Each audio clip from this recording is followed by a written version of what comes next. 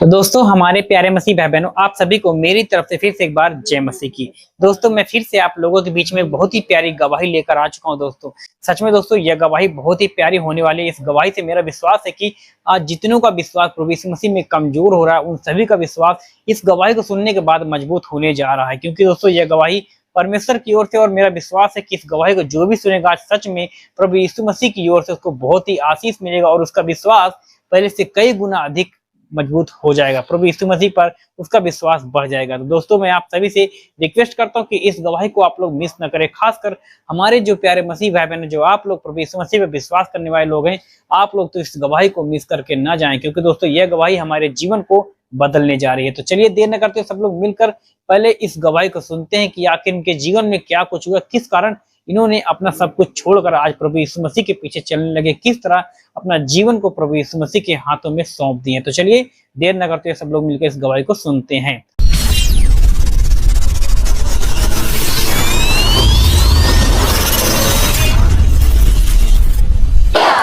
मेरा नाम सिस्टर कुसुम चौहान है। मैं बनारस की रहने वाली हूँ, मऊ जिले की। आज से 10 साल पहले मैं प्रभु यीशु को बिल्कुल नहीं जानती थी, क्योंकि कभी सुना ही नहीं था। तो मेरे जीवन में ऐसे काफी दुख तकलीफ आते थे। जब मैं छोटी थी तो मैं ज्यादातर मेरी दादी के साथ रहती थी, और मेरी दादी बहुत ज्यादा पूजा पाठ करने वाली स्त्री थी, मतलब बहुत भक्ति वाली एक स्त्री थी।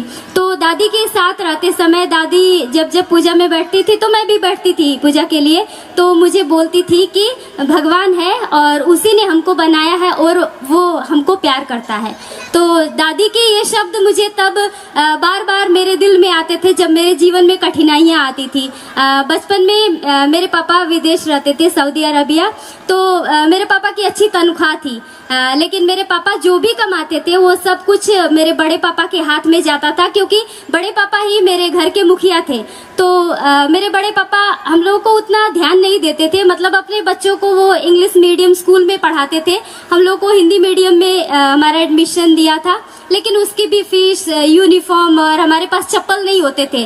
तो बार बार क्लास टीचर हमको क्लास में खड़ा करके सारे बच्चों के सामने बोलते थे कि देखो ये महलों में रहने वाली है, लेकिन 1 महीने की फीस भी नहीं जमा करती है और पूरे साल इसका यूनिफॉर्म नहीं बनता है।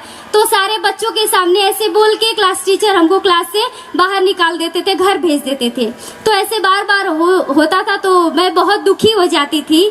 और दुख के समय मेरे मन में एक सवाल आता था कि अगर भगवान है और वो हमको प्यार करता है तो वो कहाँ है, वो क्यों नहीं देखता है।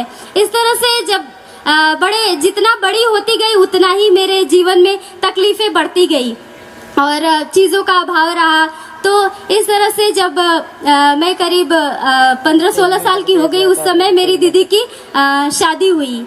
तो मेरी दीदी की शादी जिस व्यक्ति से हुई, वो मेरी दीदी से शादी नहीं करना चाहते थे, वो किसी और से शादी करना चाहते थे। लेकिन मेरा घर बहुत बड़ा है, अच्छा खासा, बाहर से देख के महल जैसा सच में है।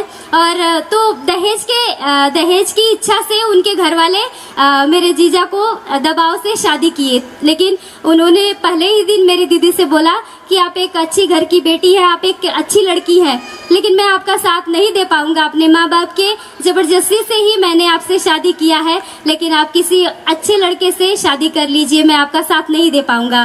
तब भी मेरी दीदी ये सब सुनने के बाद भी चुपचाप रही, उसी घर में रही। कुछ समय करीब 3 महीने रही, और जब तक मेरी दीदी जीजा के घर में थी तब तक मेरे जीजा घर नहीं आते थे। पूरा बहुत ज्यादा पीते थे, वो बहुत शराब पी के वो अपने दोस्तों के घर में ही पड़े रहते थे। कभी कभी रोड पे गिरे रहते थे तो लोग उनको उठा के लेके जाते थे। तो ऐसी ही दशा में मेरी दीदी अपने ससुराल में थी, पति का हाल। और धीरे धीरे घर में रहते वक्त मेरी दीदी की सास का डिमांड और बढ़ गया।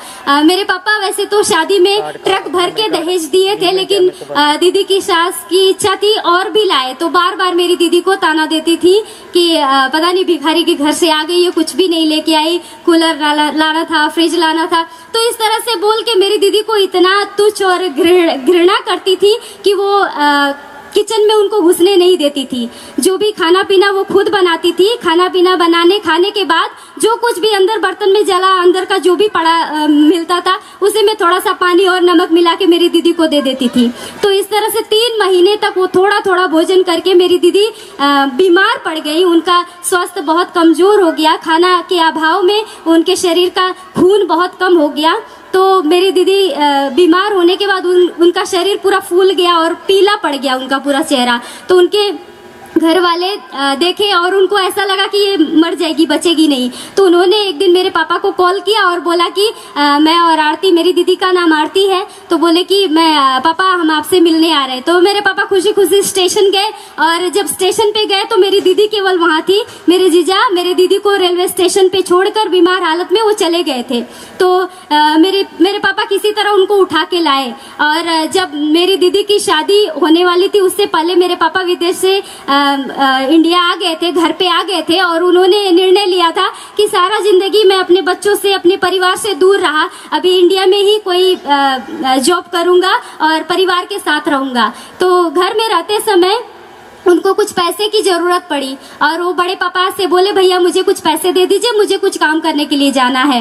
और मेरे बड़े पापा साफ साफ इनकार कर दिए, बोले कि कैसा पैसा, मुझे तुम्हारे पैसे के बारे में कुछ भी पता नहीं है। तो इस तरह से मेरे बड़े पापा ने साफ इनकार किया कि वो कुछ पैसे के बारे में नहीं जानते। और उसी साल मेरे परिवार को, मेरे पापा मम्मी को अलग कर दिया गया। जमीन वगैरह सब कुछ जो एकदम जहाँ पे फसल उतना अच्छी नहीं होती थी ऐसा भाग दिया और कम दिया। तो इस तरह से मेरे परिवार पूरा, मतलब मेरे पापा के हाथ में कुछ भी एक पैसे नहीं थे कि वो घर का खर्च भी चला पाए, क्योंकि वो ईमानदारी से जो कुछ भी कमाते थे बड़े पापा के हाथ में देते थे और वो विश्वास करते थे कि वो पूरे घर को अच्छे तरह से चलाते। लेकिन घर में रहने के समय उनको पता चला कि घर की परिस्थितियों को देख के पापा को पता चला कि जैसा मैं सोचता था वैसा कुछ नहीं है। मेरे बच्चे और मेरे पत्नी बहुत दुख सके बड़े हैं, लेकिन हम लोग कुछ नहीं बोल पाते थे।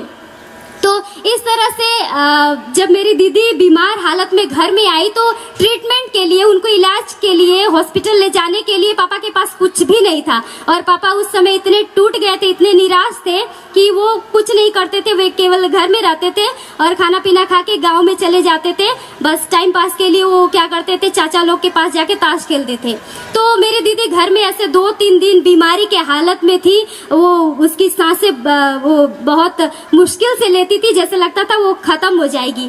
तो 2-3 दिन बीत गया। मैं देखती थी पापा उठते हैं, खाना पीना खा के गाँव में चले जाते हैं, खेल खाल के आके वो कमरे में सो जाते हैं। मम्मी सुबह उठती है, खुरपी उठाती है, खेत में काम करके खाना पीना खा के सो जाती है। फिर इसी तरह रात को भी, सुबह भी। तो इस तरह 3 दिन बीत गए, ना मेरे मम्मी ध्यान दे रही है दीदी की तरफ, ना मेरे पापा। तो मुझे ये देख के दुख होने लगा कि ये कैसे माँ बाप है, दीदी मरने को है लेकिन ये लोग ध्यान भी नहीं दे रहे हैं। तो मैं कोशिश कर रही हूँ कि इसके लिए क्या करूँ। लेकिन उस टाइम मुझे भी एक बीमारी थी, बवासीर की बीमारी थी और मुझे भी ब्लीडिंग होता था, बहुत ज्यादा खून जाता था। तो मैं भी बहुत परेशान थी। मैं दीदी के लिए कुछ करना चाहती थी लेकिन ना तो उसको उठा सकती थी, ना उठा पाती थी, ना उसको हॉस्पिटल में एडमिट कर पाती, क्योंकि मेरे पास कुछ भी नहीं था। तो उसको देखते देखते मेरा मन इतना टूट गया और मैंने निर्णय लिया कि मैं जाके रेलवे ट्रैक पे सो जाती हूँ। मेरी दीदी मरे, इसको मरते हुए मैं नहीं देख सकती, उससे पहले मैं मर जाऊंगी। तो इस तरह से निर्णय लेके मैं घर से निकली और रेलवे ट्रैक पे करीब पहुंच गई। यहाँ से वो जो बाउंड्री है वहीं तक रेलवे लाइन था और मैं रोते हुए ऐसे ही धूप में जा रही हूँ। तो यहाँ तक पहुँचने के बाद मुझे किसी ने आवाज दिया पीछे से। तो मैंने सोचा कि अभी इस दुनिया से क्या लेना देना, दुनिया किसकी है, दुनिया मेरे दुख को नहीं समझ रही है, मेरी मदद नहीं कर रही है, तो फिर मुझे किसी की सुनना ही नहीं है, मुझे पलट के दुनिया को देखना ही नहीं है। तो मैं आगे बढ़ती जा रही हूँ लेकिन वो बार बार मुझे बुला रहे। मैं तंग आके पीछे पलट के देखी तो वो एक मेरे गांव से थोड़े से दूर पे एक अंकल है जो मुझे पढ़ाई में मदद करते थे, वो मुझे मैथ में मदद करते थे। तो उन्होंने मुझे देखा और पूछा कि तुम क्यों रो रही हो, अरे ऐसे कहाँ जा रही हो। तो मैंने बोला अंकल जी मेरे दीदी की तबीयत बहुत खराब है और मेरे पापा भी नहीं ध्यान दे रहे हैं, मेरी मम्मी भी ध्यान नहीं दे रही है और दीदी मरने को है, इसलिए मैं सोच रही हूँ कि मेरी दीदी मरे, मैं उससे पहले मर जाऊंगी क्योंकि मैं घर का हालत नहीं देख पा रही हूँ। तो अंकल ने बोला कि बेटा देखो तुम्हारी दीदी अभी जिंदा है, अभी मरी नहीं है, तो तुम मरने के बारे में मत सोचो, ये सोचो कि इसके लिए तुम क्या कर सकती हो, कैसे बचा सकती हो। तुम्हारी दीदी की अभी अभी शादी हुई है, उसके गहने होंगे, तुम उसको बेच दो और उसको हॉस्पिटल में एडमिट करो। तो इस तरह से अंकल जी की बात मुझे अच्छी लगी और मैं घर गई। मैं खोजने लगी कि कौन उठाएगा, कौन हॉस्पिटल में पहुंचाने में मदद करेगा, लेकिन मुझे कोई मिला नहीं। मैं बड़े पापा के लड़के के पास गई, भैया के पास जाके बोली भैया दीदी को थोड़ा हॉस्पिटल पहुंचा देंगे।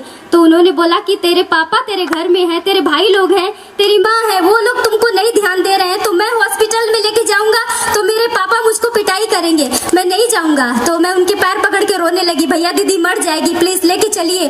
तो भैया उठा के हॉस्पिटल लेके गए और डॉक्टर टेस्ट किया तो बोला कि जल्दी से किसी बड़े हॉस्पिटल में लेके जाओ, इसके शरीर में केवल 2 पॉइंट खून है और ये 2 घंटे ही इसके पास टाइम है, ये नहीं बचेगी, काफी सीरियस है, जल्दी लेके जाओ।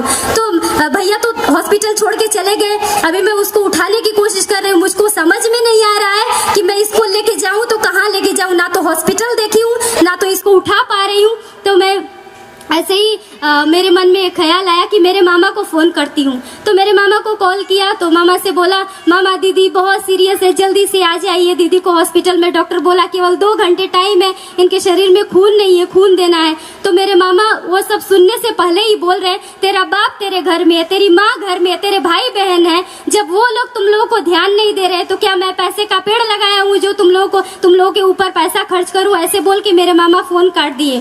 फिर 1 से 2 बार कॉल किया, नहीं फोन उठाए। मैं फुट के रोने लगी। मैं मेरी दीदी को गोद में लेकर हॉस्पिटल के कोने में ऐसे ही बैठी हूँ, उठाने की कोशिश कर रही हूँ, रो रही हूँ। दीदी की हालत गंभीर होती जा रही है, मैं रो रही हूँ। हॉस्पिटल में तो लोग जो इलाज के लिए आ रहे हैं जा रहे हैं, वो लोग मुझे भिखारी समझ के कोई 10 रुपए कोई 5 रुपए डाल के जा रहे हैं। अभी समय बीतता जा रहा है और मेरा दुख भी बढ़ता जा रहा है कि करूँ तो क्या करूँ। मैं मजबूर होके मेरी दीदी को कोने में छोड़ के साइड में जाके जोर जोर से रोने लगी और रो रही थी। उस टाइम मेरे मामा फोन किए, बोले कि देखो मैं छोटे मामा को भेज रहा हूँ, वो जाके तुम्हारी मदद करेगा। तो मेरे छोटे मामा आए, वो अपना ब्लड दिए और उनके अलावा 2 व्यक्ति और आए जिनको कभी मैंने देखा नहीं था। वो लोग आए, चुपचाप खून देके चले गए। इस तरह से मेरी दीदी बच गई। बचने के बाद जिस दिन मैं घर में दीदी को लेके आई और घर में घुसने के बाद मेरी मम्मी बोल रही है बड़ा आई है जान बचाने, अभी कौन इसको देखभाल करेगा, इसका तो भाग्य ही खराब है, इसके घर वाले इसको छोड़ दिए, कौन देखभाल करेगा, तू देखभाल करेगी। ये सब सुनने के बाद मेरा दिल पूरा टूट गया और ऐसा लगा कि अपने माँ बाप भी अपने नहीं है।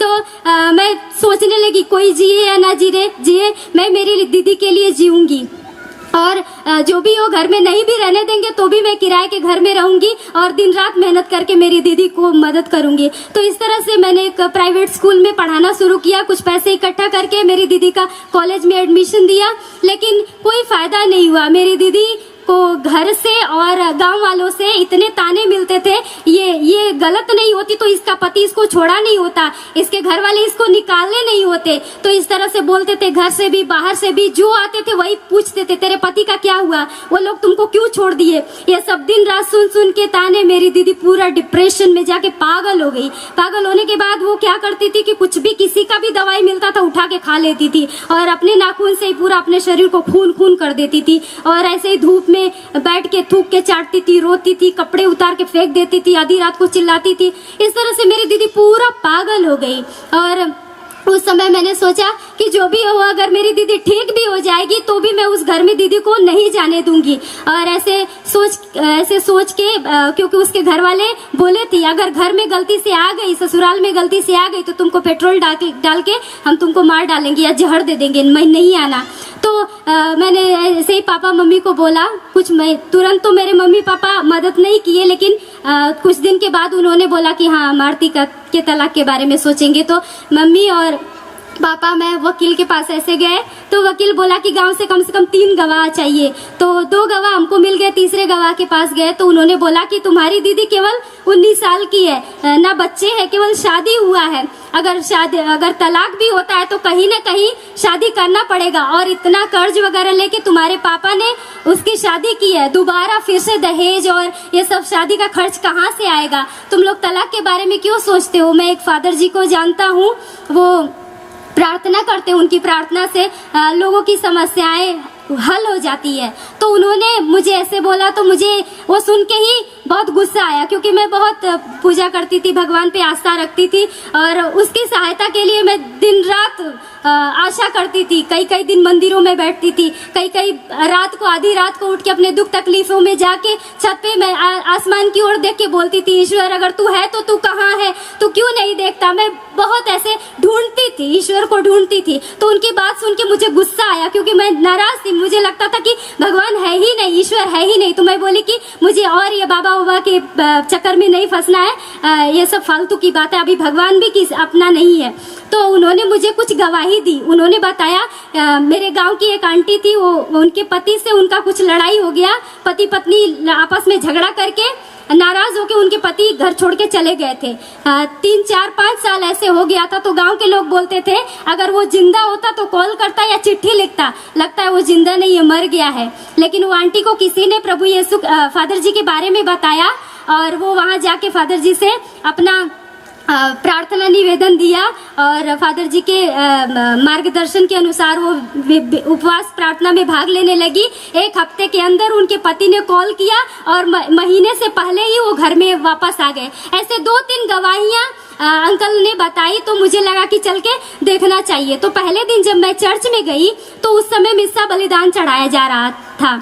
तो मैंने कभी ऐसे मिस्सा बलिदान क्या होता है और किसकी पूजा करते हैं मुझे कुछ समझ में नहीं आया। मैं प्रार्थना भवन में गई और देखी वेदी के पीछे कोई आदमी बैठा है और आगे ऐसे सब लोग बैठे हैं।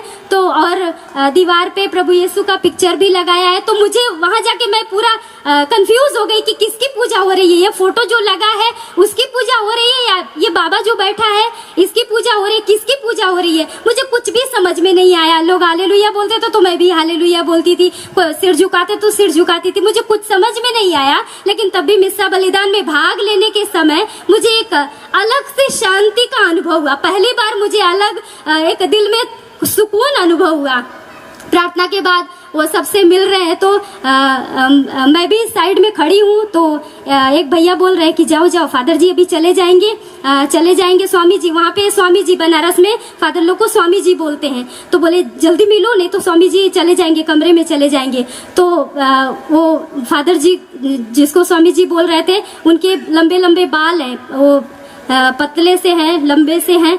तो वो पूरा उनका कपड़ा देख के मुझको डर लग रहा है, उनका दाढ़ी बाल सब देख के डर लगा। मैं कि ठीक है जाऊंगी तो लेकिन क्या बोल के बात करूंगी। तो इस तरह से उनको देख के डर लग रहा था। तभी मैं सोच रही थी क्या बोलूंगी इसको, अंकल बोलूंगी कि बाबा बोलूंगी कि चाचा बोलूंगी, क्या बोलूंगी। तो उधर जाके मेरे दिमाग में आया हम लोग तो बाबा बोलते हैं ना। तो मैं भी गई, कुछ नहीं समझ में आया तो बोली कि बाबा मुझको थोड़ा झाड़ दो। तो फादर जी ने बोला बेटा मैं बाबा नहीं हूँ, मैं फादर जी हूँ। तो फिर इस तरह से 1-2 दिन जाने के बाद मुझे बहुत अच्छा लगने लगा। लोग गा गा के प्रार्थना करते थे। प्रार्थना के बाद वो लोग गवाही देते थे। कोई बोलता था मुझे 10 साल से शुगर की बीमारी थी, प्रभु ने चंगा किया। मेरी किडनी में प्रॉब्लम था, प्रभु ने चंगा किया। एक आंटी, एक बहन बोल रही थी मुझे 8 साल से बच्चे नहीं है, उसको जुड़वा बच्चा हुआ। वो देख देख के मैं एकदम खुश होती थी। और वो लोग गाते थे तो मुझे भी यीशु जी का गाना गाने का मन करता था, लेकिन मुझे गाना नहीं आता था। तो मैं फिल्मी गाना गा के जाती थी, खुश होके यीशु जी के लिए कुछ गाया। तो इस तरह से मेरा विश्वास बढ़ता गया। और एक दिन क्या हुआ, बवासीर जैसे बताया मैंने, बीमारी था तो मुझे बहुत ज्यादा ब्लीडिंग हुआ। बहुत खून होने जाने के बाद दर्द के मारे मैं चल नहीं पा रही थी उस दिन। और दर्द के कारण मैं बेड पे लेटे लेटे, तब तक मैंने 2 प्रार्थना सीखा था। एक है हमारे पिता की प्रार्थना, एक प्रणाम मरिया। तो वो प्रार्थना बोलते बोलते मैं याद कर रही थी कि चर्च में मेरे साथ आना शुरू किए और वो लोग बताते हैं कि उनको चंगाई मिला। मेरे सामने एक आंटी को लेके आए जो खड़े नहीं हो पाती थी, बैठ नहीं पाती थी, चारपाई पे लेके आए थे। अभी वो कूद कूद के नाच नाच के प्रभु की स्तुति करती है। तो यीशु सबको चंगा करते हैं, मुझको क्यों नहीं चंगा करते हैं। तो वो बेड पे लेटे लेटे वो प्रार्थना करते करते यही सब सोचते सोचते मेरे मन में एक इच्छा आई कि मैं भी यीशु जी के पास जाऊंगी, प्रभु मुझको भी चंगा करेंगे। तो बहुत हिम्मत जुटा के साइकिल चलाते हुए मैं चर्च गई। उस दिन वहाँ पे केवल शुक्रवार और रविवार को प्रार्थना होता है, बाकी दिनों में 1-2 घंटे प्रार्थना होता है। तो जिस समय मैं गई वहाँ पे कोई नहीं था, लेकिन प्रार्थना भवन खुला था। जस्ट थोड़ा दरवाजा खुला था मैं जैसे ही प्रार्थना भवन के अंदर घुसी तो मैंने वेदी पर कुछ अनुभव किया, जैसे प्रभु यीशु वेदी पर बैठे हैं और उनको देख के मुझे बिल्कुल भी डर नहीं लगा और ऐसा अनुभव हुआ कि इनको मैं बचपन से जानती हूँ, ये मेरे लिए अजनबी नहीं है। प्रभु को देखते ही मैं पूरा जल्दी से उनके पैर के पास बैठ के रोने लगी और अपना दुख तकलीफ बताने लगी। प्रभु यीशु, बवासीर की बीमारी से मैं कितने साल से जूझ रही हूँ, 5 साल से मैंने ऑपरेशन भी करवाया, दवा भी खाई, ओझा सोखा के पास भी गई, तावीज भी पहना, जड़ी बूटी भी पीस के पिया, लेकिन कुछ भी मुझे ठीक नहीं कर पाया। लेकिन मैंने यहाँ देखा है प्रभु मेरे साथ ही आना शुरू किए चर्च में और इतने भाई बहनों को आपने चंगा किया। प्रभु यीशु मुझको भी चंगा कर दीजिए। अगर आप मुझको नहीं चंगा करना चाहते तो मुझे आपसे कोई शिकायत नहीं है, मुझे अपने पास बुला लीजिए, लेकिन ये दर्द से मुझे छुटकारा दीजिए, क्योंकि मैं हफ्ते दिन तक केवल आधी रोटियां थोड़ा खा के रहती थी। दिन रात पूरा रात मैं सोती नहीं थी दर्द से।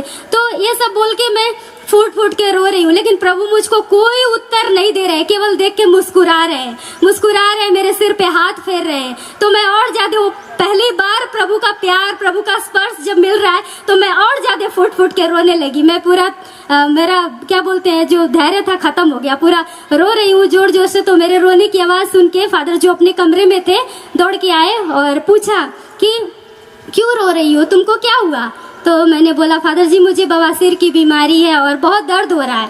तो फादर जी ने बोला कि चिंता मत करो, प्रार्थना करेंगे, प्रभु तुमको ठीक करेगा। तो फादर जी ने उसी टाइम मेरे सिर पे हाथ रख के प्रार्थना किया और जब फादर जी मेरे लिए प्रार्थना कर रहे थे उसी समय मुझे मेरा दर्द कम हो रहा है ऐसे अनुभव हुआ। फिर घर जाते जाते मेरा दर्द पूरी तरह से गायब हो गया। वो मेरे लिए मेरे जीवन में पहला अनुभव था। Hallelujah, hallelujah, hallelujah. वो मेरे जीवन में पहला अनुभव था जो पूरा सुबह से दोपहर तक दर्द से चीख रही थी और अचानक से दर्द गायब। तो वो खुशी की बात बताने के लिए मैं अपनी माँ को, अपने भाई बहनों को ढूंढ रही हूँ। माँ के पास दौड़े गई। मैंने बोला माँ आज मैं चर्च में गई थी, फादर जी ने मेरे लिए प्रार्थना किया और देखो मुझको दर्द नहीं हो रहा है, मैं ठीक हो गई माँ। तो मेरी मम्मी बोली बाबा ने थोड़ा झाड़ फूक कर दिया होगा, फिर सुबह रोएगी। लेकिन मेरा विश्वास था कि प्रभु ने मुझको चंगा किया है। सुबह बाथरूम जाने के बाद जो डेली ब्लड जाता था, ब्लड आना बंद है, घाव हो गया था, वो घाव सूख गया है और दर्द एकदम गायब है। मैं खुशी से नाच रही हूँ और गांव में भी मैं जिनको जानती थी कि कई सालों से बीमार से पीड़ित है, मैं गई उसी टाइम और बोला अरे हॉस्पिटल का चक्कर छोड़ो, प्रभु के पास चलो, प्रभु तुमको चंगा करेगा। तो मेरी बात सुन के कई लोग विश्वास करके चर्च गए, कई लोग मुझको पागल समझे। तो इस तरह से प्रभु मेरे जीवन में, और मेरी मम्मी को भी हार्ट अटैक की बीमारी थी और प्रभु की प्रेरणा, जब पहली बार टेस्ट कराया तो डॉक्टर बोला हार्ट अटैक की परेशानी है, कुछ भी अपनी मम्मी के पास टेंशन की बात नहीं बोलना। तो उस समय मैं फूट के रो रही थी कि प्रभु मेरी माँ ही है जो बचपन से हमारे साथ रही है। पापा तो हमेशा विदेश ही रहे, पापा का प्यार, पापा का साथ हमने नहीं देखा है, लेकिन माँ ही है जो साथ में रहती है। इसको कुछ हो गया तो हम तो अनाथ जैसे हो जाएंगे। ये बोल के मैं अपना बाइबल अपने सीने से लगा कैसे रो रही थी। उसी टाइम मुझे प्रेरणा मिला कि जो प्रभु 5 साल की बीमारी से तुझे ठीक कर सकता है, क्या वो तेरी माँ को ठीक नहीं करेगा? तो इसी विश्वास के साथ हम लोग प्रार्थना में गए। मम्मी को हार्ट अटैक की बीमारी से चंगाई मिली। मेरे भाई का हाथ जो वो गिर गया था उसको प्लास्टर लगवाने की जरूरत थी, लेकिन हमारे पास कुछ भी नहीं था। दर्द के कारण मेरे भाई को बुखार वगैरह सब था। प्रभु 3 दिन के अंदर ठीक किया। इस तरह से मेरे पापा को छोड़ के मेरा पूरा परिवार प्रभु में आ गया, विश्वास में आ गया। हर दिन हमारे घर में हालेलुया, हालेलुया, हालेलुया। तो हर दिन हमारे घर में 3 घंटे तक हम लोग घुटने के बल आके वचन लेके प्रार्थना करते थे। तो जैसे जैसे हम लोग विश्वास में बढ़ने लगे वैसे ही हमारे गांव के आसपास और हमारे रिश्तेदार एकदम विरोध में खड़ा हो गए और हम लोग को बोलते थे, मैं मेरे भाई, और जैसे ही चर्च में जाते थे तो वो लोग हम लोग को देख के उल्टा पुल्टा कुछ क्रूस बना के हमको चिढ़ाते थे और बोलते थे देखो हालेलुया लोग जा रहे हैं। तो इस तरह से वो लोग विरोध करना शुरू किए और हम लोग ध्यान ही नहीं देते थे। तुम लोग कुछ भी बोलो, तुम्हें क्या पता प्रभु का प्यार कैसा है। तो इस तरह से जब हम लोग को वो लोग कुछ नहीं कर पाए तो मेरे पापा को फोन करके भड़काने लगे, तू उधर ही बैठा रहो, तेरा पूरा परिवार ईसाई हो गया है, क्या बोलते ईसाई धर्म को अपना लिया है। इस तरह से बोलने लगे वो लोग। और मेरे पापा से बोलते थे, तेरे 7 बच्चे हैं ना, कि सारे कुंवारे रह जाएंगे, तुम्हारे घर में कोई शादी के लिए रिश्ता नहीं लेकर आएगा, हम लोग तो तुम्हारे घर में नहीं आएंगे, तुम्हारे हाथ का छुआ पानी नहीं पिएंगे, अरे तुम लोग ये तो दूसरा धर्म है, तुम लोग ऐसे। तो इस तरह से बोलने लगे और मेरे पापा डर गए और वो क्या किए, तत्काल टिकट लेके घर आए। और घर में जैसे ही घुसे हैं, पापा चारों तरफ प्रभु यीशु की पिक्चर लगाई हुई है, क्रूस लगाया है। पापा बोले 1 मिनट के अंदर ये सब हटाओ, नहीं तो मैं जला दूंगा।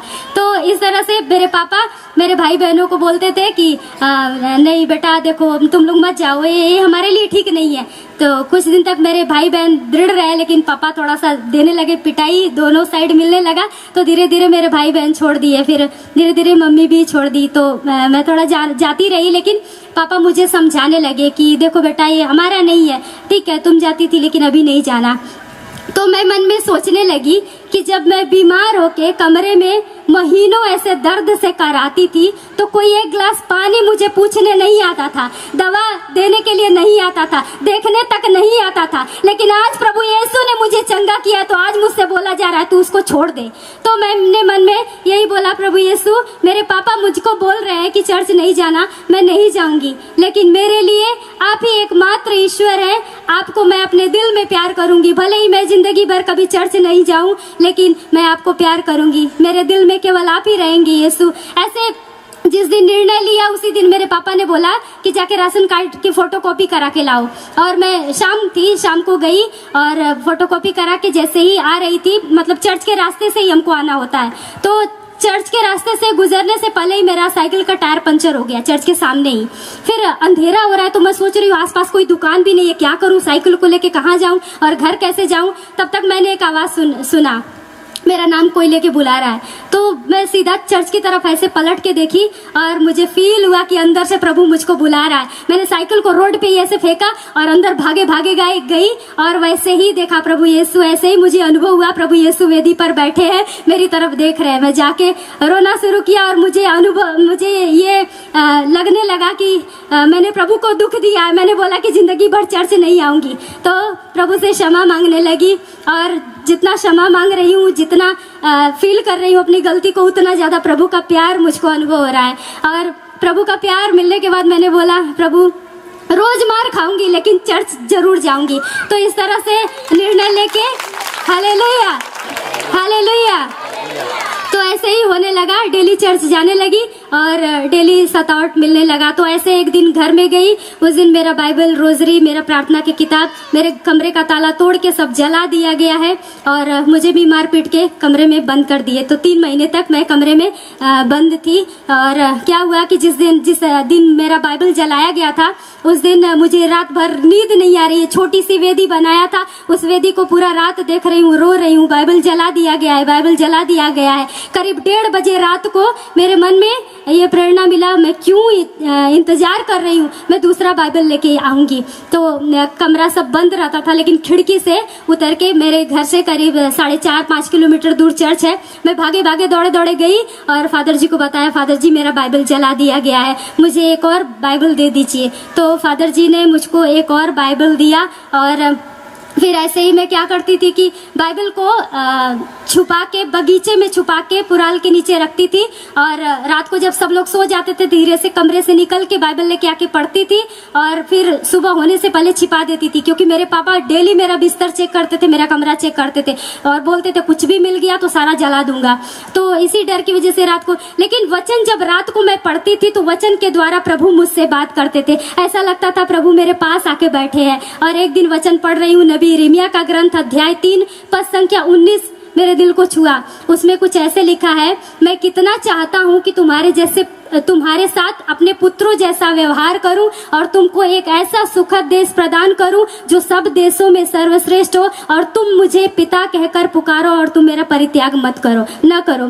तो ये वचन जब मैंने पढ़ा और मुझे एहसास हुआ कि पिता परमेश्वर ही मेरा असली पापा है, मेरा पापा है, और वो चाहता है कि मैं उसको पापा कहकर पुकारूं, उसको पापा समझूं। वो वचन छूने के बाद मुझे एहसास हुआ कि प्रभु मेरा पापा है। मैं पूछने लगी, मैं रोने लगी कि प्रभु अगर आप मेरे पापा हैं तो इतना साल मुझको क्यों अकेला छोड़ दिया? आप कहाँ थे?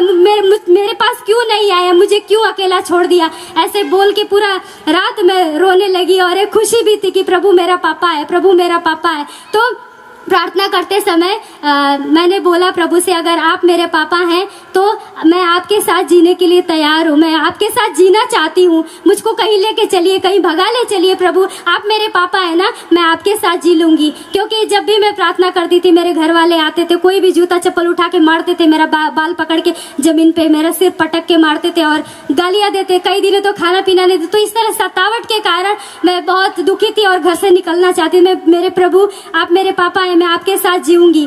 तो ऐसे ही मेरी प्रार्थना रही, और जितना मैं प्रार्थना रात को बाइबल पढ़ना और प्रार्थना के बीच में जितना प्यार प्रभु का अनुभव करती थी, दिन में उतना ही अत्याचार बढ़ता गया, लेकिन प्रार्थना भी बढ़ती गई। इसी तरह से मैं रात को 1 बजे, 1:30 बजे, 2 बजे ऐसे जाती थी, अपनी तकलीफ में चर्च जाती थी, प्रार्थना करती थी, फादर जी को बोलती थी। तो एक रात को जब मैं प्रार्थना करके फादर जी से मिली तो फादर जी ने बोला, मातृधाम आश्रम में, वाराणसी में एक आश्रम है, वहाँ पे रिट्रीट सेंटर है, वहाँ पे लड़कियों के लिए 6 दिन की साधना होने वाली है। तुम्हारे गांव से आसपास से कोई अगर जाना चाहती है तो उसको बता देना। तो मैंने बोला फादर जी मैं भी जाऊंगी। तो फादर जी ने साफ मना किया, बोला बेटा जब तुम्हारे परिवार सब लोग प्रभु को जान जाएंगे ना तब तुम जाना, अभी नहीं जाना। मैंने बोले आप कुछ भी बोलो, मेरा पापा मुझको लेके जाएगा। तो ऐसे प्रार्थना करते रहे, समय नजदीक आया। मैंने अपना बैग पैक किया, अपने छत के टैंक के पीछे छिपा दिया। और मेरी एक छोटी बहन है, स्टार्टिंग में वो भी मेरे खिलाफ थी, लेकिन जब वो सुनने लगी, देखने लगी, मेरा कुछ गलती भी नहीं होता था तो भी मुझे मारते थे, प्लान बनाते थे इसके हाथ पैर तोड़ दो और भद्दी गालियां देते थे। तो मेरी बहन ये देख के रोती थी और वो मुझे मदद करना शुरू किया। वो छुप छुप के रात को मुझको खाना दे देती थी, दवा लाके दे देती थी, मेरे कपड़े बीमार होती थी तो धो देती थी। तो मैं सोचती थी इतना कुछ मेरी बहन ने किया है तो मैं घर से निकलने से पहले इसको जरूर बताऊंगी। तो मैंने इशारे से बोला खेत में जाओ, क्योंकि मेरे पापा हम लोगों को बात करने नहीं देते थे, एक साथ बैठने नहीं देते थे, क्योंकि वो जानते थे कि ये छोटी वाली इसको प्यार करती है और ये मानते हैं एक दूसरे को, बहुत अंडरस्टैंडिंग है। तो हम लोग खेत में गए। मैंने बोला सुमन मैं प्रभु का वचन सुनने के लिए भागने वाली हूँ। तो बोली दीदी कहाँ जा रही हूँ? मैं बोली कि बनारस जा रही हूँ, वहाँ पे 6 दिन प्रभु का वचन सुनाया जाएगा। तो बोल रही दीदी मुझे भी इस नरक में नहीं रहना है, मुझे भी लेके चलो। तो मैं बोली ठीक है, तुम भी बैग पैक करो, और मैंने टैंक के पीछे छुपाया, तुम भी छुपा दो। तो ऐसे छिपाए और मैंने बोला रात को छत पे आना। तो रात जब सब सो गए खा पी के, मैं और मेरी बहन छत पे गए और एक छोटी सी प्रार्थना किए। बोले प्रभु यीशु पापा भी घर में है, भैया भी घर में है, सब लोग हैं और इसी में से हमको जाना, हमको पता नहीं कब जाना है, कैसे निकलना है, आप हमको बताइएगा। तो हम प्रार्थना करके सोए। करीब 11:30 बजे रात को एक बिजली का झटका लगा। मेरी बहन ऐसे ऐसे गोल गोल उधर चली गई, मैं इधर चली गई। उसी टाइम एक धुआं जैसे कुछ उठा और उसमें से एक आवाज आया, बेटा कुसुम अभी उठो निकलो। मैं अपनी बहन को दिखा रही हूँ, देखो क्या आवाज आ रहा है। तो बोले मुझे कुछ नहीं दिखाई दे रहा है दीदी। मैं कही ठीक है निकलो। तो हम लोग क्या किए कि अपना बैग लिए, चप्पल हाथ में लिए और धीरे धीरे गेट के पास आए। गेट के पास जैसे ही आए मेरा चचेरा भाई सो रहा था। हमने बोला प्रभु जी गेट खोलेंगे तो ये जाग जाएगा और चिल्लाएगा, सारे पकड़ के पीटेंगे। प्रभु बोला डरो मत, बस निकलते रहो।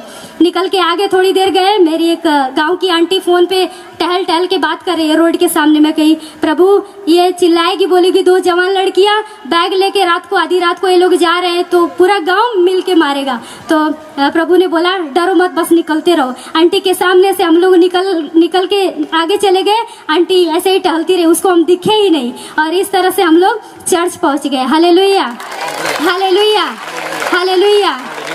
तो प्रभु हमको मातृधाम आश्रम जाने का एक मौका दिए। वहाँ पे जाने के बाद हम भूल गए थे कि हम कहाँ से वाक्य है, क्या है, कुछ भी नहीं, बस केवल प्रभु प्रभु। और इतना दर्शन प्रभु का मिल रहा है, प्रभु त्रित्व में परमेश्वर का। और एक दर्शन में मैंने देखा कि प्रभु समुद्र के किनारे टहल रहे हैं और मैं पीछे से उनको बस देख रही हूँ, देख के खुश हो रही हूँ। प्रभु मुझको पलट के देख रहे हैं और बोल रहे हैं, कुसुम मेरे पीछे आ जाओ। तो वो दर्शन के बाद मुझे क्लियर हो गया कि प्रभु ने मुझको चुना है और अपनी सेवा के लिए बुला रहे हैं। Hallelujah, hallelujah. तो इस तरह से 5 दिन बीत गया। छठे दिन हमको घर जाना है, तो दोपहर को मैं खाना खाने के लिए जा रही हूँ। उसी समय याद आया, अरे घर छोड़ के आए हैं, रिट्रीट खत्म होने के बाद फादर जी भी यहाँ सबको भेज देंगे और घर छोड़ के आए तो घर में भी घुसने नहीं देंगे। अभी ना तो घर के हैं ना घाट के, अभी कहाँ जाएंगे, वो सोच के थोड़ा चिंता आने लगा और मैं रोना शुरू किया। तो ऐसे ही रो रही हूँ, खाना खाने के लिए आगे बढ़ रही हूँ, तब तक मेरा नाम लेकर कोई बुलाया। तो मैं पीछे पलट के देखी, कोई भी नहीं है। ऐसे फिर थोड़ा और आगे गई, फिर एक आवाज आई। तो मैंने बोला, मैं तो इतना परेशान हूँ, फिर कोई मुझको परेशान कर रहा है, दिख भी नहीं रहा है। तो मैंने प्लेट को साइड में रखा और वेदी के सामने जाके बैठ गई और रोने लगी। मैं गर्दन नीचे करके रो रही हूँ। तभी प्रभु मुझसे बात करना शुरू किया। प्रभु बोला, अभी उठो और स्वामी अनिल देव से जाके मिलो। तो मैं बोली, प्रभु मुझको डर लगता है, क्या बात करना है। प्रभु बोला, जाओ मैं तुम्हारी मदद करूंगा। और ऐसे स्वामी जी से मिली, मैंने अपना सारा गलती और सब कुछ बताया, मेरे लाइफ में जो कुछ भी होता सब कुछ बताया। और ये भी बताया, स्वामी जी मैं यीशु से प्यार करती हूँ, प्लीज मुझे कहीं भेज दीजिए प्रभु की सेवा के लिए। तो उन्होंने बोला, कहीं भी जाएगी? मैं बोली, हाँ मैं कहीं भी जाऊंगी मेरे यीशु के लिए। तो बोल रहे, मैं तुमको दिल्ली भेज दूंगा। मैं कही ठीक है। तो बोल रहे, लेकिन एक शर्त है, मानोगी? मैं कही जी स्वामी जी, जिस घर से तुम आई हो उसी घर में जाकर रहो और जब तुम्हारे साथ जो भी व्यवहार किया जाता है चुपचाप स्वीकार करो और जब समय आएगा तो तुमको बता दिया जाएगा। तो मैं बोली ठीक है स्वामी जी। तो रिट्रीट अटेंड करने के बाद, प्रार्थना अटेंड करने के बाद घर जब जा रहे हैं तो डर के मारे हमारे पैर ऐसे थरथरा रहे हैं, क्या पता नहीं पापा कहाँ है, माँ कहाँ है। तो घर में जाने के बाद देखे मम्मी दूर ट्यूबवेल पे कपड़े धो रही है और पापा घर में नहीं है। बहुत खुश हुए और जाके कमरे में बिस्तर पे लेटे और एक गहरी सांस लिए। तब तक बाइक की आवाज़ सुनाई दी। तो पता चल गया पापा आ रहे हैं। पापा सीढ़ियों से चढ़ रहे हैं, वो भी तो अभी रो रहे हैं। मेरी छोटी बहन तो बाहर रो रही है, मैं भी तकिया मुंह पर लगा के रो रही हूँ, प्रभु बचाइए, पापा आ रहे, प्रभु बचाइए। और ऐसे पापा जैसे ही हम चप्पल देखे समझ गए कि ये लोग आ गए। पापा तुरंत गुस्से में एकदम डंडा खोजने लगे। ये जानवर लोग कहाँ से आ गए, लाओ डंडा। पता नहीं उनको तुरंत डंडा भी कहीं से मिल गया। और गुस्से में पापा मेरे कमरे में आ रहे हैं पिटाई करने के लिए। मम्मी आई, उनका हाथ पकड़ी, बोली कि देखो हम इनसे शांति से बात करेंगे, अभी शांत हो जाओ। लेकिन पापा, नहीं मारूंगा, ये कैसे घुस गए घर में, इनकी हिम्मत कैसे हुई। और पापा गुस्से से तमतमा के एकदम कमरे में बढ़ रहे हैं। उसी टाइम पता नहीं मेरे मम्मी और मेरे पापा को क्या हुआ, मेरे पापा वहीं गिरे, मेरी मम्मी भी वहीं गिरे और शाम तक, रात तक सोए रह गए। और जब उठे तो एकदम शांत है और बहुत बेचारे जैसे लग रहे। Hallelujah, hallelujah, hallelujah. तो पापा जब उठे उसके बाद पापा बहुत बदल गए थे, रोना शुरू किया। क्योंकि मैं बोलती थी पापा मैं प्रभु की सेवा के लिए जा रही हूँ, तो वो समझाने की कोशिश करते थे। तो मैं मना करती थी, नहीं मेरे यीशु के लिए मुझको जीना है। तो ऐसे पापा बहुत बदल गए थे, लेकिन तब भी पापा बहुत प्यार करने लगे थे। तब भी मेरे यीशु के लिए जाना है तो जाना है ऐसे। तो एक दिन एक लंबा चौड़ा लेटर लिखा पापा मम्मी को, बड़े प्यार भरे शब्द लिखे और दीवार पे पेस्ट किया। और एक रात को मैं और मेरी छोटी बहन फिर से निकल गए। तो स्वामी जी का फोन आया, कुसुम अगर सेवा के लिए आना चाहती हो तो अभी आ जाओ। तो हम लोग ऐसे निकल गए और कम्युनिटी में आए। वहाँ पे प्रार्थना वगैरह, कम्युनिटी में नहीं आए, पहले आश्रम गए। वहाँ पे पहुँचने पर वहाँ के फादर भी एक शर्त रखे, बोले कि देखो तुम और तुम्हारी बहन यहाँ रुको पूरा दिन पूरा रात। अगर तुम्हारे मम्मी पापा या तुम्हारे भाई बहन कोई भी तुमको ढूंढ के आते हैं तो मैं तुम्हारे मम्मी पापा के पास तुमको भेज दूंगा। लेकिन हम लोग बोलते थे, मैं रोने लगी। मैं कही यीशु अभी निर्णय ले लिया आपके साथ जीने के लिए, प्लीज किसी को आने मत देना। तो ऐसे प्रार्थना करते रही। सुबह से दोपहर हो गया, दोपहर से शाम हो गया, शाम से रात हो गई, कोई भी नहीं आया। और सुबह उठ के फादर जी बोल रहे, चलो पहुंचा देता हूँ। Hallelujah, hallelujah, hallelujah. तो इस तरह से प्रभु की सेवा में आई। फिर प्रभु को क्या बोलते हैं प्रार्थना करना सीखा और विश्वास में बढ़ी, प्रभु को बपतिस्मा के द्वारा स्वीकार किया। फिर बपतिस्मा के बाद भी घर में छुट्टियों के लिए आई तो मेरे पापा और मेरे जीजा मेरी दीदी की दूसरी शादी की है, वो लोग मुझे एक दिन ओझा बाबा के पास लेके गए। बोले कि मेरे पापा रोते थे, बोलते थे मेरी बेटी इतनी सीधी थी, इसको धूप में बोलता था खड़ी हो जा तो पूरा टाइम खड़ी रहती, लेकिन अभी केवल यीशु यीशु बोलती है, इसको कुछ भूत पकड़ लिया है। तो मुझको वो छुड़ाने के लिए ओझा के पास लेके गए पापा और जीजा। तो जिस ओझा के पास लेके गए, वो जिस स्कूल में मैं पढ़ती थी वो मुझसे बड़े भैया थे, अभी वो जयती करने बैठे, तो उनको देख के मुझे हंसी आया। तो उसको देख के हंसने के बाद बोला कि देखो ये नहीं हंस रहा है, इसके ऊपर जो है वो हंस रहा है। तो वो मुझको हाथ में फूल देते थे। तो उस टाइम मैं थोड़ा थोड़ा इंग्लिश सीख ली थी, तो इंग्लिश में प्रेयर करती थी, बोलते थे इसके अंदर जो भूत है ना, देखो इंग्लिश में प्रार्थना कर रहा है। फिर थोड़ी देर वो कुछ करते करते बोल रहा है मैं देख रहा हूँ इसके ऊपर ईसा मसीह सवार है। तो फिर बोला कि रुको रुको, अभी ईसा मसीह को देखो मैं कैसे निकालता हूँ। मुझे हंसी आ रही तो बोल रही है ये देखो नहीं हंस रही है, इसके ऊपर वाला हंस रहा है। मेरे पापा भी बोल रहे मेरी बेटी क्यों ऐसे हो गई। तो फिर उसके बाद कुछ देर फूल उल ऐसे वैसे किया, ऐसे वैसे थक गया, बोला इसका कुछ नहीं हो सकता, इसके ऊपर ईसा मसीह सवार है। Hallelujah hallelujah. तो जो जीजा मुझे ओझा के पास लेके गए थे, शाम को हम घर से बाहर निकल गए और रोजरी करने लगे अपने परिवार के लिए ना। तो मेरे जीजा जो ओझा के पास लेके गए थे वो पूरा लोटने पोटने लगे, पूरा कीचड़ में भी लोट रहे हैं। और उनको एक दर्शन मिला, एक छोटी लड़की बोल रहा है कि एक छोटी लड़की हमारे गांव में, वो ऐसी कोई उतनी सुंदर लड़की नहीं है, उसके आंखों से खून के आंसू बह रहे हैं। और वो बोल रही है मेरी बेटी कुसुम को मत सताओ, उसे परेशान मत करो। तो बोल रहे हैं कि जल्दी से इसको भेजो, इसको निकालो, मेरे साथ और 2 बंदर थे, जल्दी से इसको भगाओ, ये पता नहीं क्या देवी आ रही है, मुझको बोल रही है मेरी बेटी है, इसको तंग मत करो। तो इस तरह से प्रभु ने मुझे हमेशा संभाला, सुरक्षा दिया। मैं कभी कभी मेरा विश्वास दुर्बल पड़ा, लेकिन प्रभु एहसास देता रहा कि ये मैं इनकी बेटी हूँ, ये मेरे पापा हैं। हमेशा एहसास और प्यार में बढ़ने का अवसर दिया। और आज सुसमाचार के लिए प्रभु मुझे इस्तेमाल कर रहे। मैं ये बोलूंगी मैं नालायक हूँ, लायक नहीं हूँ, लेकिन प्रभु मुझे प्यार करते और अवसर देते हैं। तो मैं बहुत आभारी हूँ कि प्रभु ने मुझ नालायक को चुना। तो हमारे प्यारे मसीह भाई बहनों, आप लोगों ने इस गवाही को सुना और देखा कि हमारा जो प्रभु यीशु मसीह है वो कितना अद्भुत है और कैसे कैसे लोगों की जिंदगी को बदलता है, किस तरह लोगों को चुनता है अपनी महिमा के लिए। दोस्तों इस गवाही को आप लोग सुने होंगे और देखे होंगे कि परमेश्वर सच में बहुत महान है और अपनी महिमा किस तरह लोगों के जीवन में प्रकट करते हैं। दोस्तों सच में प्रभु यीशु मसीह जीवित परमेश्वर, और आज भी जो कोई इस पर विश्वास करता है, जो कोई परमेश्वर पर भरोसा करता है, विश्वास के साथ उससे प्रार्थना करता है, परमेश्वर उसकी प्रार्थनाओं को सुनता है और उसे उत्तर देता है। दोस्तों सच में हमारा प्रभु यीशु मसीह जीवित परमेश्वर, वो मुर्दे में से तीसरे दिन जी उठने वाला परमेश्वर और आज भी जीवित है दोस्तों। और आज भी जो कोई इस पर भरोसा करता है, उसका भरोसा विश्वास जो करता है टूटता नहीं है, क्योंकि प्रभु यीशु मसीह उसके साथ रहते हैं। उसके विश्वास को देखकर उसको प्रतिफल देते हैं दोस्तों, उसके विश्वास को देखकर उसके जीवन में उस चीज को पूरा करते हैं। तो दोस्तों मैं चाहता हूं कि आप लोग भी प्रभु यीशु मसीह को अगर नहीं जानते हैं, अगर परमेश्वर कौन है, प्रभु यीशु मसीह कौन है, अगर नहीं जानते तो मैं आप लोगों से कहना चाहता हूँ कि आप लोग प्रभु यीशु मसीह के बारे में जाने, आप लोग पवित्र बाइबल के पढ़ें, आप लोग परमेश्वर के वचन को पढ़ेंगे ना दोस्तों, तो आपको पता चलेगा कि प्रभु यीशु मसीह ही जीवित परमेश्वर। और जो कोई बोलता है कि आप लोग धर्म परिवर्तन करते हैं, आप लोग ये करते वो करते, बहुत से आज ऐसे मसीहों के ऊपर अत्याचार होता है, बहुत से लोग मतलब आरोप लगाते हैं उनके ऊपर कि आप लोग धर्मांतरण करते हैं। लेकिन दोस्तों इस गवाही के माध्यम से मैं बताना चाहता हूँ कि जो प्रभु यीशु मसीह है वो किसी का धर्म बदलने नहीं आया, वो किसी का धर्म नहीं बदलता बल्कि लोगों का जीवन बदलता है। जैसा कि आप लोगों ने गवाही में देखा कि इनका धर्म नहीं बल्कि इनका जीवन बदला है दोस्तों। और जो कोई ऐसा बोलता है कि आप लोग धर्मांतरण करते हैं, आप लोग धर्म बदलते हैं, तो मैं आप लोगों से कहना चाहता हूँ जो प्रभु यीशु मसीह है वो जीवन देने वाला परमेश्वर है, वो सच्चा परमेश्वर, वो जीवित परमेश्वर, वही एकमात्र जो इस सृष्टि को बचाया है, जो इस सृष्टि को चला रहा है, जो सृष्टि में पूरे जो कुछ धरती पर अभी है सब कुछ उसका ही बनाया हो दोस्तों। तो दोस्तों सच में प्रभु यीशु मसीह जीवित परमेश्वर। मैं सभी से कहना चाहता हूँ आप लोग विश्वास करें, आप लोगों का धर्म नहीं बल्कि आप लोगों का जीवन बदलेगा।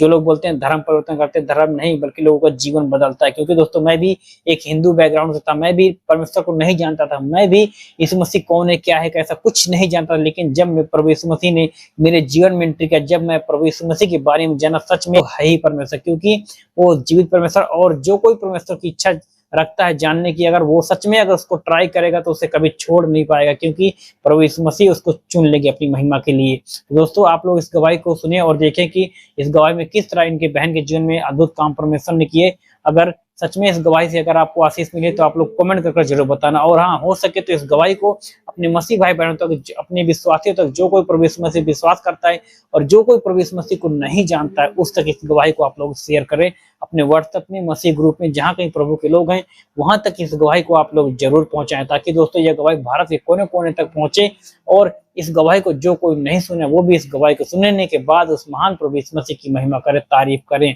इसलिए दोस्तों इस गवाही को आप लोग शेयर जरूर करें, हो सके तो अपने व्हाट्सएप में इस गवाही को ग्रुप में जरूर शेयर करिएगा। और हाँ दोस्तों, मैं आप लोगों से एक और रिक्वेस्ट करता हूँ कि अभी तक आप लोग इस चैनल से नहीं जुड़े हैं, इस चैनल को आप लोगों ने सब्सक्राइब नहीं किया है, तो आप लोग इस चैनल को पहले सब्सक्राइब करें, इस चैनल से जुड़े दोस्तों, क्योंकि इस चैनल पे प्रभु यीशु मसीह से जुड़ी हुई अद्भुत गवाहियां, परमेश्वर जुड़ी अद्भुत वचन, जो कोई प्रभु यीशु मसीह में विश्वास करता है उनकी गवाहियां इस चैनल पर अपलोड की जाती है दोस्तों। तो आप लोग इस चैनल को सब्सक्राइब जरूर करें। तो दोस्तों जैसा कि हमने कहा है कि इस वीडियो को आप लोग शेयर करें, आप लोग शेयर जरूर करें। चलिए दोस्तों, मिलता हूँ फिर अगली वीडियो में ऐसी अद्भुत गवाही के साथ, अद्भुत टेस्टमनी के साथ। तब तक बने रहिए इस चैनल पे। सबको जय मसीह की। परमेश्वर इस गवाही के माध्यम से, इस वीडियो के माध्यम से आप सभी को आशीष दें। आमीन।